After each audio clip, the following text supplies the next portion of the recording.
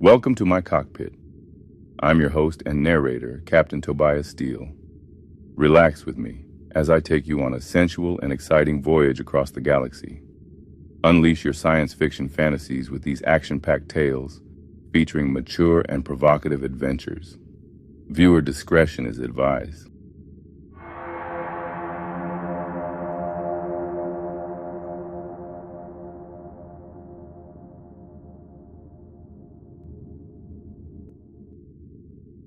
The Darkstar Commandos, The Battle of Antareous Prime, Story 2.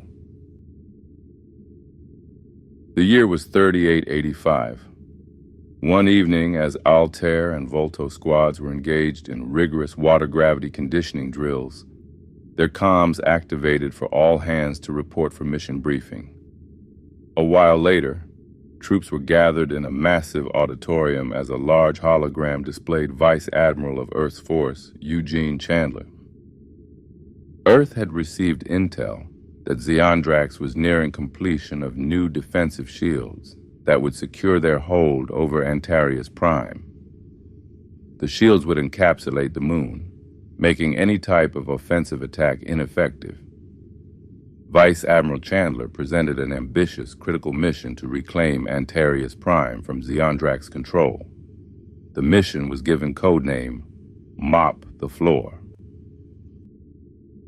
For the first phase of Earth's plan, the stealth fleet would enter the system. Once in the sector, they would initiate the attack on the Xeondraxian space defenses. The next phase would see Earth's second main fleet enter the sector for a full-on steamroll attack. Earth would then make a direct assault on the shield constructions before they could be activated. Then commence an aerial bombardment to the Xeondraxian surface mining installations. Finally, Earth troops would be deployed for a finishing ground assault. As the Vice Admiral went over the mission details, Eric and Egon glanced at each other from across the auditorium. They exchanged cocky smirks, filled with excitement at the promise of yet another challenge to pit their skills directly against one another. Operation Mop the Floor saw Earth's fleet emerge silently from hyperspace near Plexus, a gas giant whose orbit swirled with dust and debris. The planet's radiation field provided perfect cover, masking Earth's hyperspace signatures. They would approach in full stealth and hold position at the edge of the Xeondraxian-controlled border. Eric stoically gripped the controls of his Star Lancer. Their stealth formation moved in perfect synchronization. The intel was confirmed as the fleet could see the construction of the shield installation on their range scanners. The offensive was scheduled to begin at 1600 hours, with the second wave entering the system at approximately 5 minutes later.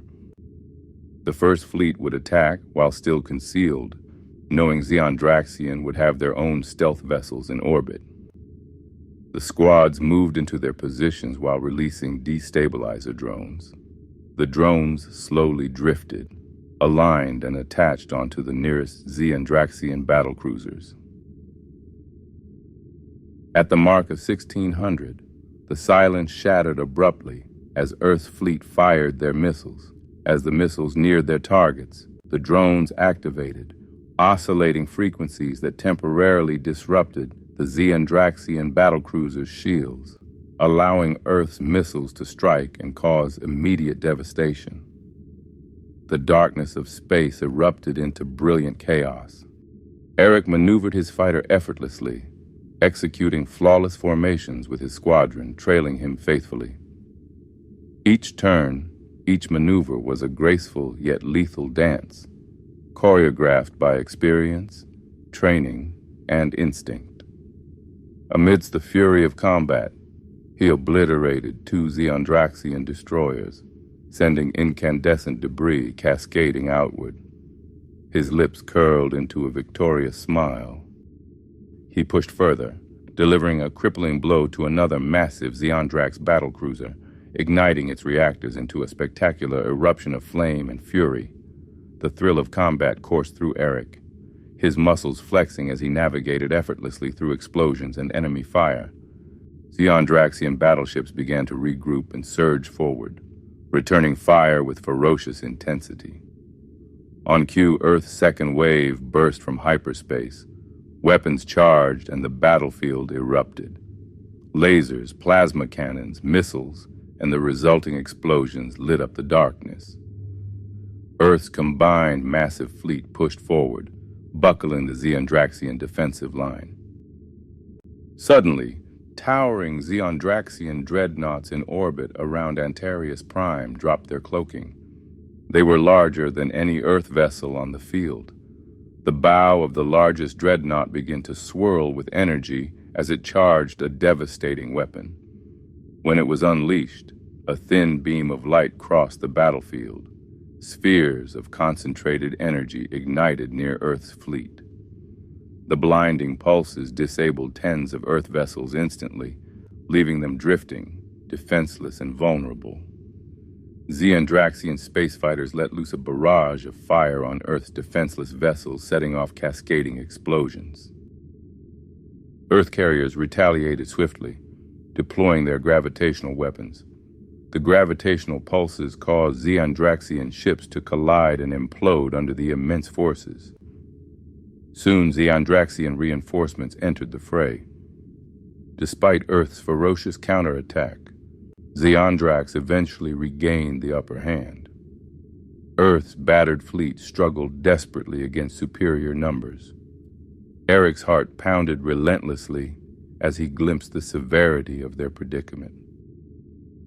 The largest Xeon-Draxian dreadnought pushed forward.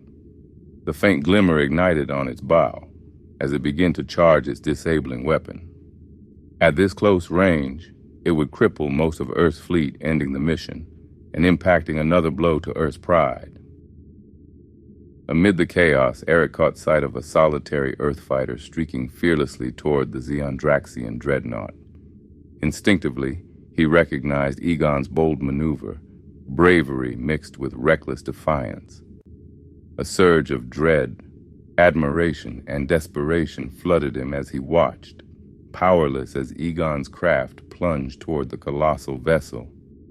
Eric informed all ships in the area to fall back. Eric switched to Egon's comm channel. "Egon," he whispered urgently, his voice thick with emotion, raw and unfiltered. "You don't have to do this." Egon's voice came through clearly, calm, yet charged with emotion. "We both knew it might end this way, Eric. I'll never regret any moment spent with you." His words sent chills racing through Eric.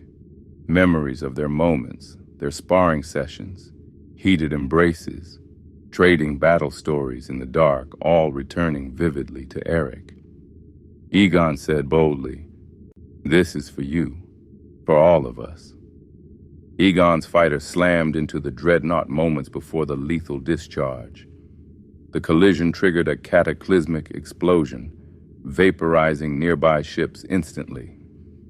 The blast sent shockwaves rippling through the space. The blast caused the reactors within the Xeon-Draxian planetary defense shields to rupture. A sea of explosions surged throughout orbit. Xeon-Draxian and Earth vessels were obliterated in the secondary and subsequent blasts. The Xeon-Draxian planetary defense shields lost orbital stability. The massive installations rained down, creating devastating impacts across the moon's surface, destroying the mining installations and scarring Antareous Prime irrevocably. In space, both fleets lay shattered, drifting lifelessly in the silent void. In the battle's devastating aftermath, the casualty numbers spoke volumes. The destruction was mutual and incomprehensible. Over 180,000 Xeon-Draxians and 100,000 Earthlings, which included close to 50,000 elite Darkstar Commandos, perished. No pilots from Altair squads or Voltor squads survived. Earth and Xeon-Drax stood at the brink of ruin, neither side victorious, both deeply and irreversibly wounded.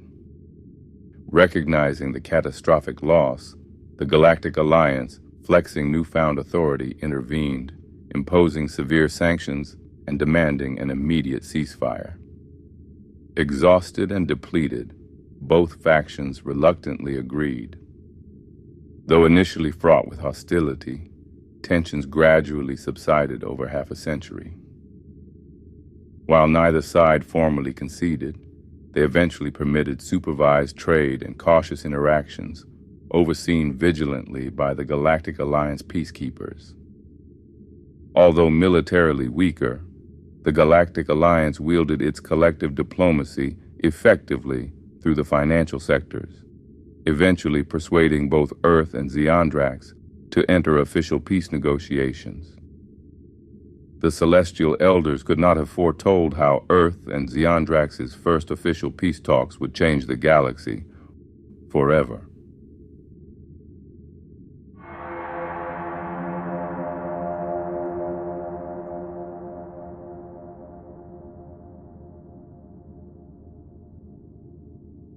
The end of Story 2. Please feel free to leave a comment, like, or subscribe. It helps share this story with other science fiction listeners. To view Story 3, a strange thing happened at the peace talks. Click the thumbnail on the screen or visit the playlists. Thank you for watching.